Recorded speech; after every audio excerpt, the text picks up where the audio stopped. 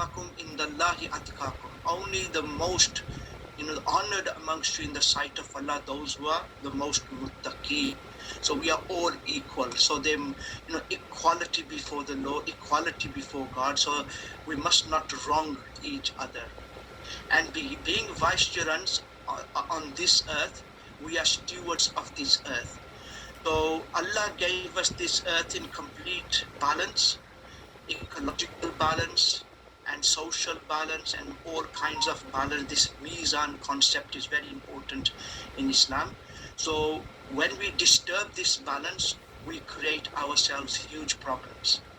So being vicegerents, we are stewards, so we have to maintain that balance, that economic, that ecological, that social balance.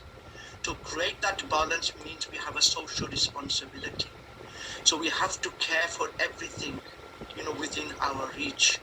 So we have to care for human beings, and we have to care for animals, and we have to care for the wider environment. We shouldn't just plunder and loot and destroy, because we will be questioned about this. Yeah. So this duty of care is inherent in this concept of Khalifa. Yeah. And because all humans have been given this freedom of choice, free will, Allah didn't force us to either believe in the way He has subscribed for us and follow it, or not to believe. We have that freedom. We cannot force anyone, but we have to care for all people. So the point I'm trying to make is a very powerful concept, very comprehensive concept. It gives us our meaning and purpose in life. But within this concept, you will find the duty of care is inherent in it. So that's the first point I want to make, and I call this as a universal grand concept. And within this concept, all these sub-concepts of human dignity, of vicegerency, of equality and justice, and social responsibility, all these sub-concepts come from it. Can you see the power? That's why Allah chose the words carefully in the Quran, that we are His Khalifas. So we must preserve human dignity. We must not humiliate and disgrace other people and plunder and loot the other. We will be accountable. He's the master. And on the day of judgment, we will be held accountable, because we are not gods of this earth, and neither should we try to become the lords of the earth. It's a very powerful concept. Yeah. The other concept which is deep in Islam, if you can see it on the next screen, the concept of a shepherd. So that also brings forward a very important, powerful understanding of what is care. So the Prophet ﷺ said that all human beings, all of us, have some kind of responsibility and duty of care. So he said, each one of you is a shepherd and responsible for their flock. Yeah, if it's a country leader or a tribal leader or a mosque leader or a community leader, then they are shepherd, they are guardians. So they're responsible for everyone. If you look at the Prophet ﷺ, he, as a leader, in Medina, and a leader of the Ummah, he had this, such a deep sort of motivation to care for everyone, that a famous hadith that early morning, they heard some noises on the outskirts of the village or of Medina, and people were worried somebody's coming to attack us or something. Horses were making noise and so on. And then they saw a man coming in the distance fast on his horse. And when he got closer, they saw that he was the Prophet ﷺ. So basically, Prophet ﷺ heard these horses making noise and so on, thought somebody has come, so he went out before anybody else to go and check. So that's the duty of care, protecting his city. So in a family, both husband and wife, they have a duty of care. Yeah. So each one of us at different levels. So from this concept, you can again see that care is a moral imperative. We don't have a choice. As being Muslims, we have no choice but to care. So if we see anyone in distress, if we see any misery, any suffering, where we can come forward and help, it's important that we have to help. And if you look at the word pastor, it's from the Latin word, and it's derived from the Latin word shepherd. Yeah. So again, very similar to Islam. So the word Khalifa has a care inherent in it. The concept of shepherd has the concept of care inherent in it. Yeah. Now, what is righteousness? What is righteousness? Anyone? So being Muslims, we are supposed to be righteous. So what one who obeys the commandments of Allah. Okay, the one who obeys Allah, yeah. They pray, they fast, they give zakat, read Quran, they are truthful, they are honest, yeah. Okay. Careful about their lifestyle. Is it contradicting with Allah's law? Is it going all the time caring about Allah's law? Is it contradicting against Allah's law? That's the one. That's good. They are always aligning their heart, mind, and soul and limbs to the natural order which Allah has established, to His will, being dutiful and being of service to others. Being of service to others. What's the Arabic word for righteousness? Muttaqi. Muttaqi means God conscious. Righteousness is in Arabic word is albir. Albir. Albir. That's it. That's the word. ليس البر أن تولوا وجوهكم قبل المشرق والمغرب. That's it. That's the word I was looking for.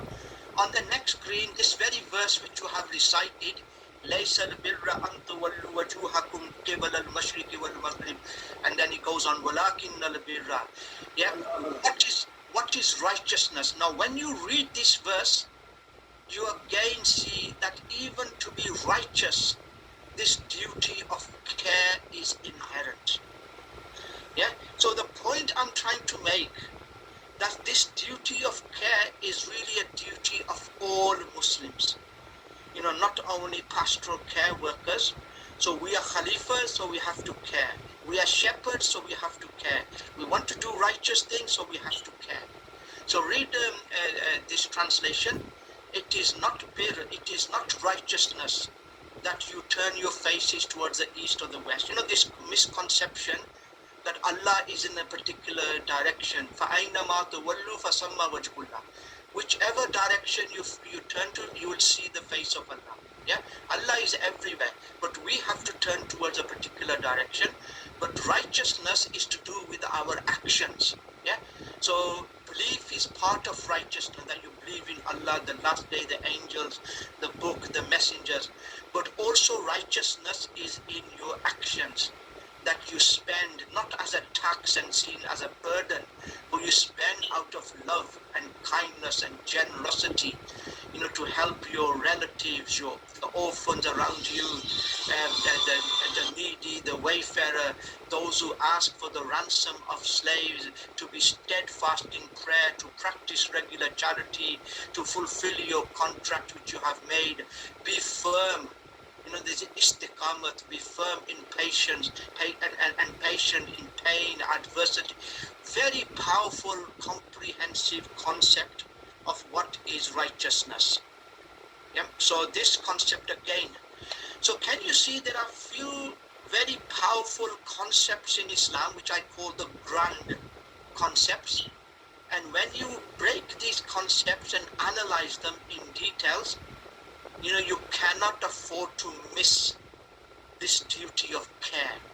And also these concepts, the duty of care not seen as a burden, but based and motivated through rahmah, through mercy, that we care because there is an element of mercy within us, that we can't see people in distress or suffer in any way.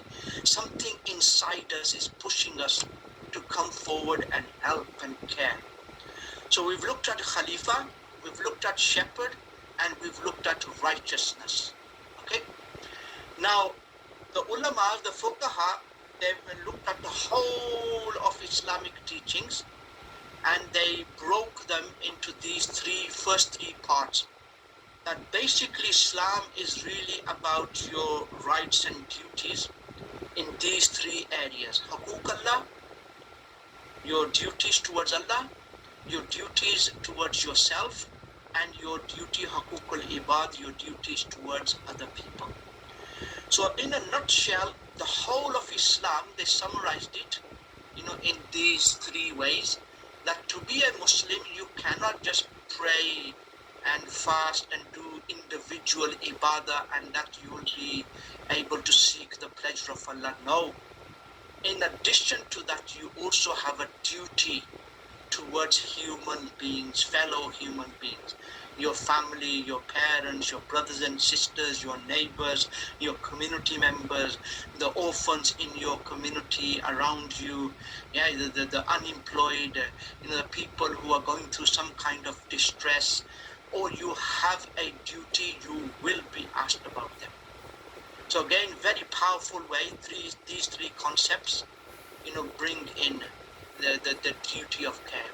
So care for those experiencing any kind of problem for which they approach you for support and guidance and help, whether they are spiritual problems, social, psychological, physical distress, or anything like that. So again, I hope that you are able to see the power of these, because what I do in my everyday job, there are secular approaches to solving human problems, and there is an Islamic approach to solving human problems. And over the last 20-25 years, I've really given deep thought to the Islamic approach to solve it, and I can clearly categorize now and differentiate between an Islamic approach and a secular materialistic approach. Now, one way I try to differentiate is that a secular materialistic approach tries to solve personal and social problems through bureaucratic, technological, financial solutions. For example, say there is racial discrimination in your community.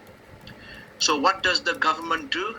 Secular government, they set up racial equality boards, set up councils, they pass a few laws. However, racial discrimination goes underground. It doesn't really solve it. So over the last 50 years in the UK, I saw a lot of waves of discrimination and racism. In the 60s, there was teddy boys, and there were skinheads, and then what's his name, Enoch Powell gave a speech. He was in the Conservative Party, for which he was expelled, the rivers of blood, and then the rise of the National Front and the BNP, and now there's so many far-right organizations. The government has tried to do a lot to address racism, but using bureaucratic, legal, financial, technological solutions. You can't legislate out racism. How did Islam make the black and white stand shoulder to shoulder 5 times a day and make them feel part of one ummah, one brotherhood? Any part is in pain, the whole body feels that pain. But they basically, it was a spiritual. So Islam tries to also, in addition to technological, financial, we don't discard these solutions, but we also bring about spiritual and social solutions to social problems. So if there is robbery or there is theft in your neighborhood, what does the bureaucratic solution do? They put on more surveillance cameras, more bobbies on the beat, and a technological solution, more severe, secure locks and things like that. But the robbers, the thieves find other ways to break into your house. Islam developed respect and sense of accountability on the day of judgment if you take anybody's property.